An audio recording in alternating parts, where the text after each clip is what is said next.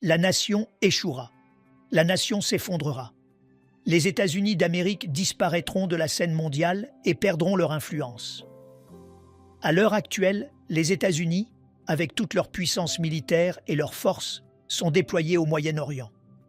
L'Iran demande que nous puissions nous réunir et avoir des pourparlers de paix avec le président Trump. Notre stabilité économique et nos fondements économiques pourraient s'écrouler parce que nous sommes un peuple profondément endetté. Sommes-nous en train d'assister à la fin de l'Amérique? Nous nous trouvons donc à un carrefour très sérieux ici aux États-Unis, en cette année du 250e anniversaire.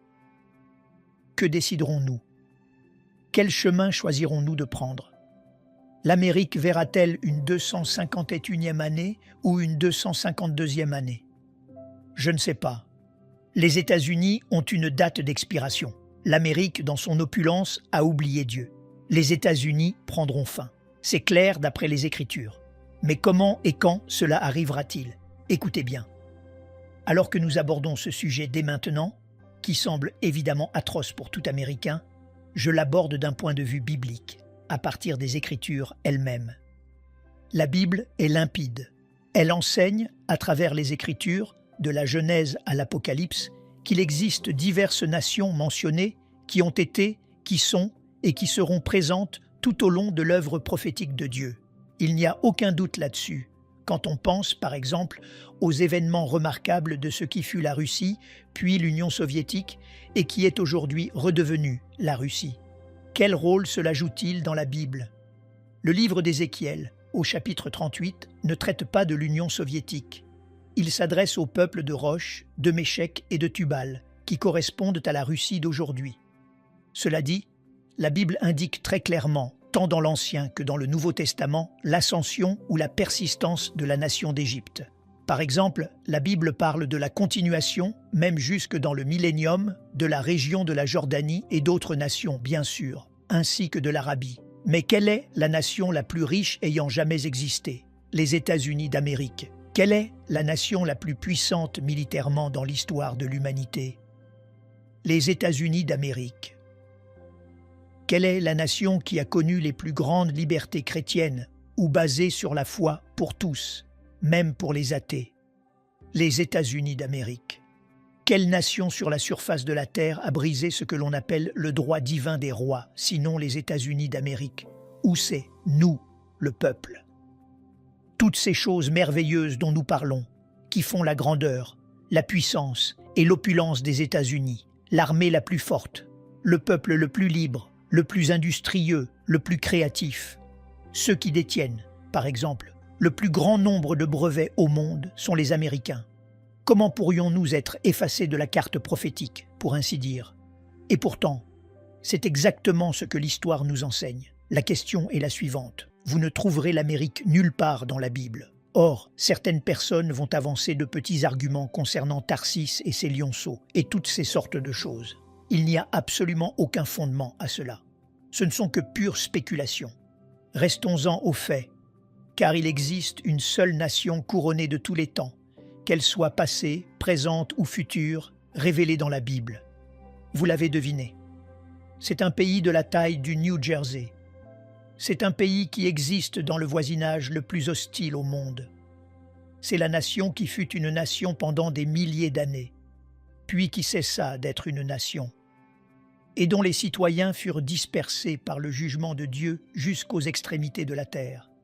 Et c'est cette même nation dont Dieu a dit qu'à la fin des temps, il les ramènerait dans leur pays. Et quand il les ramènera, ils reviendront dans l'incrédulité. Oui, vous l'avez deviné, c'est la nation d'Israël. Remarquable, impressionnant, n'est-ce pas? Mais réfléchissez à ceci. Je crois qu'il est clair, d'après les Écritures, que les États-Unis ont été établis sur une vision du monde judéo-chrétienne.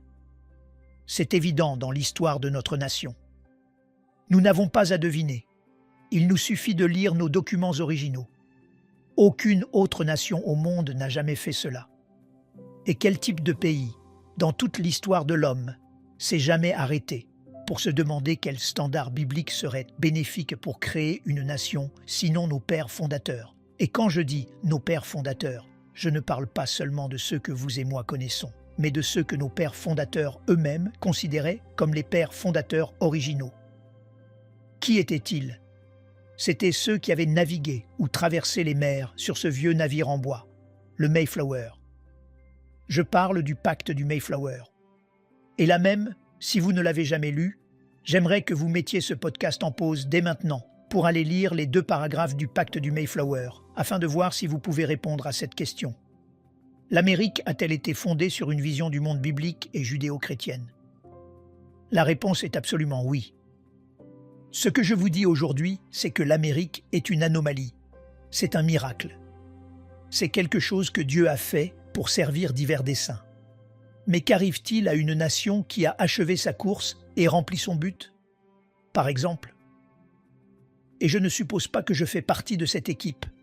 Je sais que j'en fais partie, car je suis né et j'ai grandi dans le sud de la Californie. Je m'adresse à vous en ce moment depuis la magnifique ville de Huntington Beach.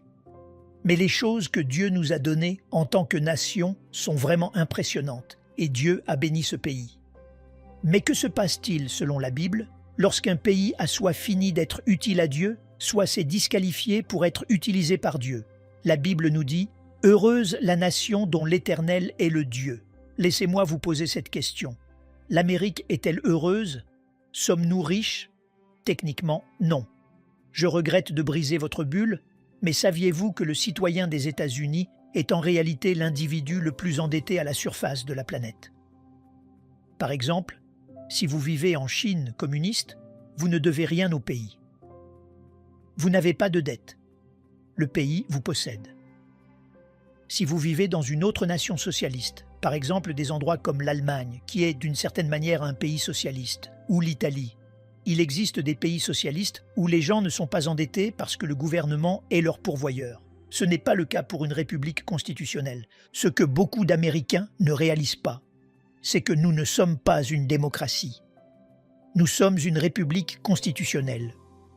Et c'est de là que vient cette phrase de 3 mots. Nous, le peuple. Mais que se passe-t-il quand nous, le peuple, oublions Dieu, les lois de la nature et la providence de Dieu? Et si nous oublions Dieu? Saviez-vous que nos premiers dirigeants gouvernementaux ont veillé à ce que notre monnaie, notre devise, soit frappée de quelques déclarations importantes? En Dieu, nous nous confions. Ces mots sont gravés sur notre monnaie parce qu'ils craignaient que notre opulence ne nous fasse oublier qui est Dieu. Nous avons donc cette belle déclaration.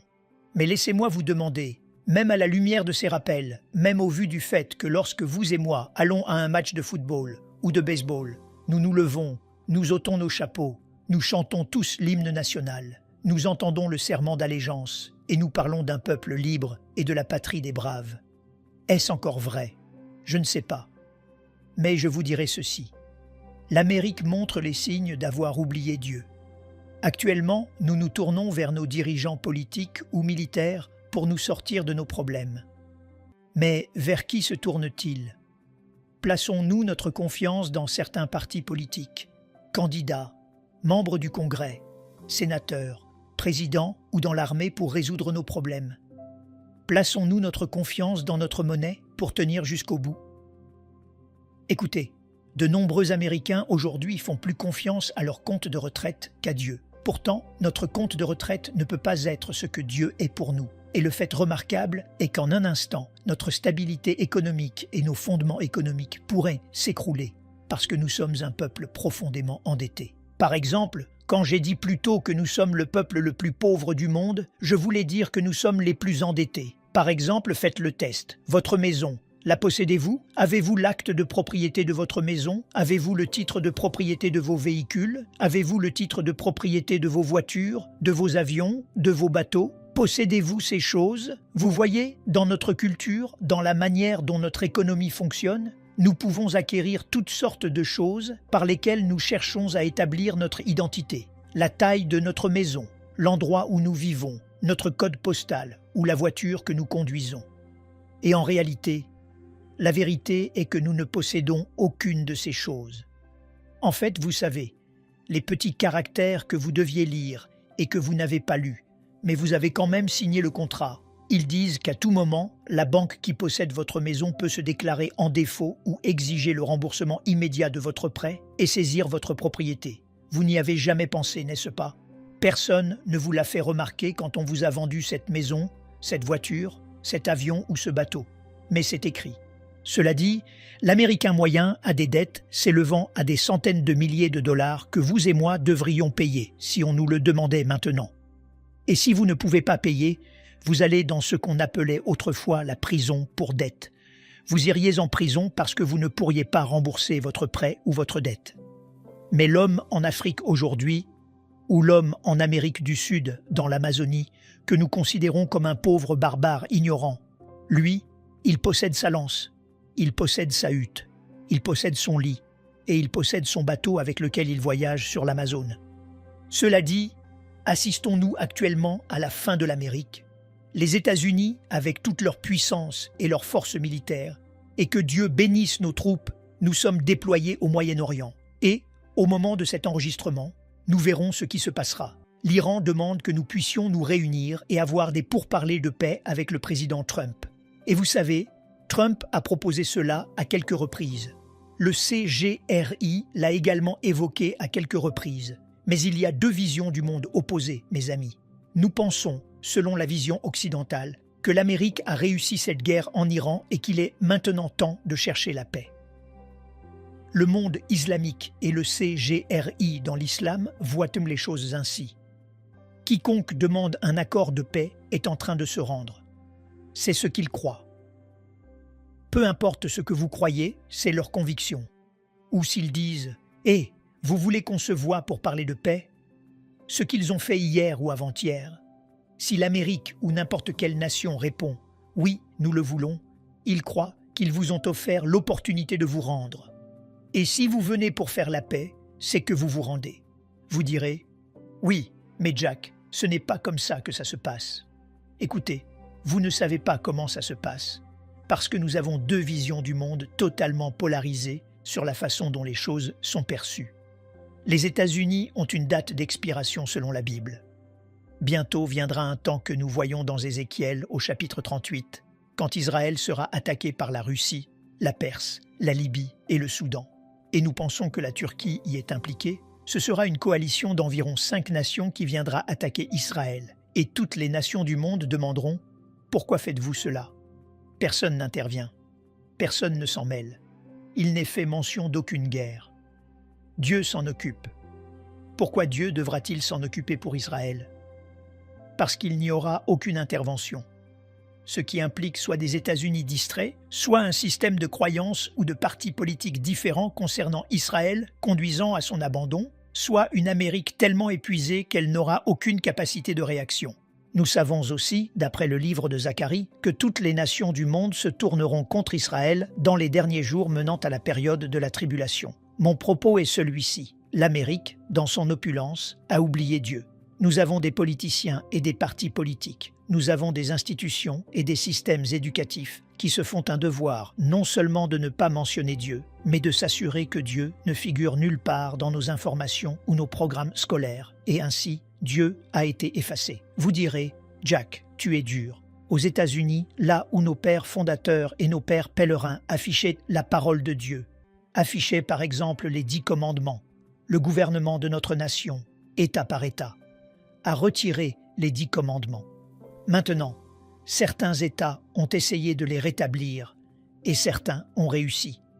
Mais peu importe que vous les affichiez ou non. C'est très bien si vous le faites et je pense qu'ils devraient être affichés. Mais seront-ils respectés? Seront-ils recherchés? Cela vient du cœur. Nous sommes donc à un carrefour très sérieux ici aux États-Unis, en cette année du 250e anniversaire. Que déciderons-nous? Quel chemin choisirons-nous de prendre? Premièrement, le chrétien obéira-t-il à Dieu et s'impliquera-t-il comme le disent Jérémie 29, 7 et Proverbe 29, 2?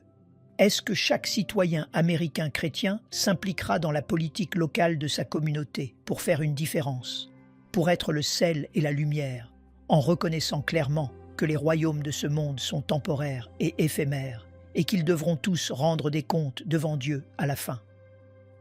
Nous, les croyants, représentons en fait le royaume éternel ici et maintenant.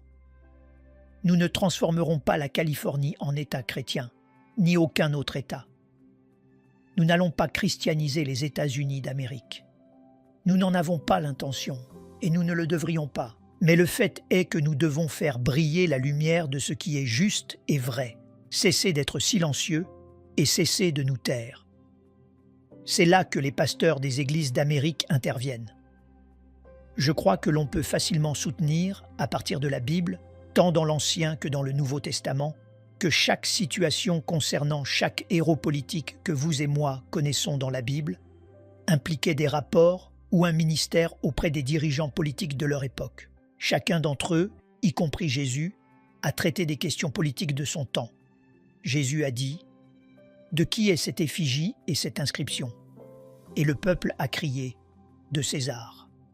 Et Jésus a dit « Rendez donc à César ce qui est à César, et à Dieu ce qui est à Dieu. » C'était une réponse politique de Jésus-Christ, s'appuyant sur l'autorité du domaine religieux et de la foi. David a exercé son ministère en tant que roi. C'est de la politique. Jérémie a parlé à une nation impie qui avait oublié Dieu, et il s'est adressé au roi malfaisant de la nation. C'est s'impliquer dans la politique. Ézéchiel était impliqué dans la politique. Ésaïe était un ami et un conseiller du roi Osias. Mon ami, écoute-moi.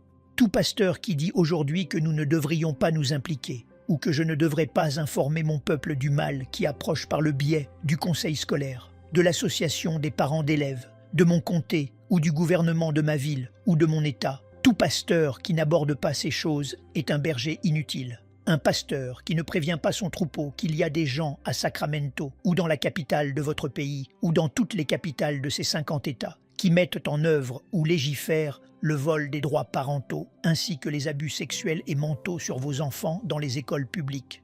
Si un pasteur ne sonne pas de la trompette pour avertir, alors il encourage en réalité, par son silence, cet acte malveillant.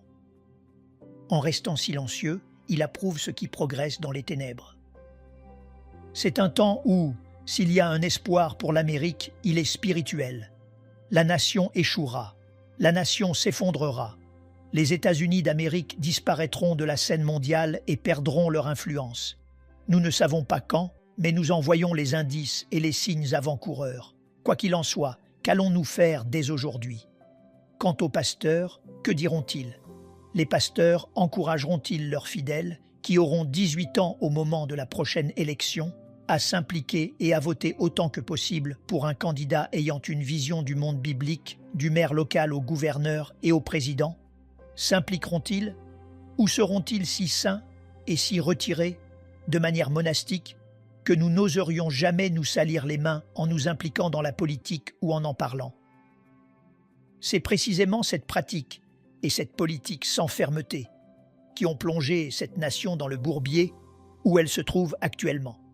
Écoutez, chaque pasteur, par sa manière même d'enseigner la parole de Dieu et d'exhorter son peuple par l'instruction et le défi de mettre en pratique la parole, créera des membres dans la congrégation qui lui ressembleront.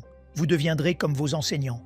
C'est pourquoi je veux vous mettre au défi aujourd'hui, depuis ce lieu paradisiaque, selon ma façon de voir les choses. Moi qui ai grandi en parcourant cette plage derrière moi. J'ai couru sur ces plages depuis l'âge de 7 ans, juste ici derrière moi. Pour moi, c'est l'image de la liberté.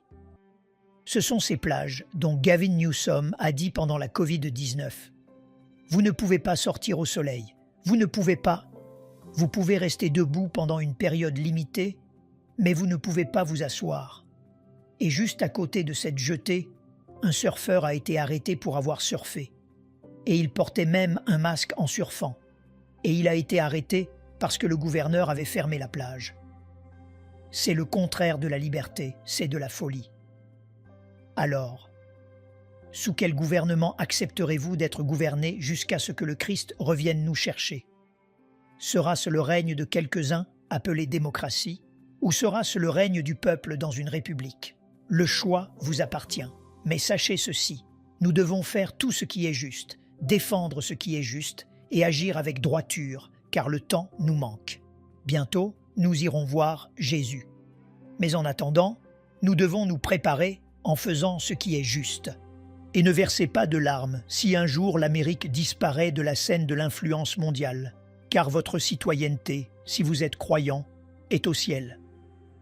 J'aime ce pays et je me battrai pour ce pays, tout en sachant que la durée de l'existence de ce pays sera déterminée par sa relation avec Dieu. L'Amérique verra-t-elle une 251e année ou une 252e année? Je ne sais pas. Car heureuse la nation dont l'Éternel est le Dieu. Et si l'Amérique ne revient pas vers Dieu, alors il n'y a aucune garantie qu'une Amérique continue d'exister. Puisse Dieu avoir pitié de ses pasteurs en Amérique. Puisse Dieu avoir pitié de ses églises. Mais puisse Dieu exercer cette miséricorde en nous envoyant un réveil profond. C'est ce pourquoi nous prions. J'espère que c'est aussi ce pourquoi vous priez. Mais mon cher ami, n'oubliez pas ce que nous vous disons depuis des années. Ne vous permettez pas de devenir un chrétien spectateur. Car, nouvelle de dernière minute, les chrétiens spectateurs, ça n'existe pas. Amen.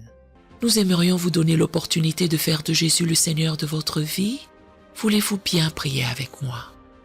Dites Seigneur Jésus, je me repens de mes péchés. Viens dans mon cœur. Je fais de toi mon Seigneur et Sauveur. Et merci Seigneur pour le baptême du Saint-Esprit en moi.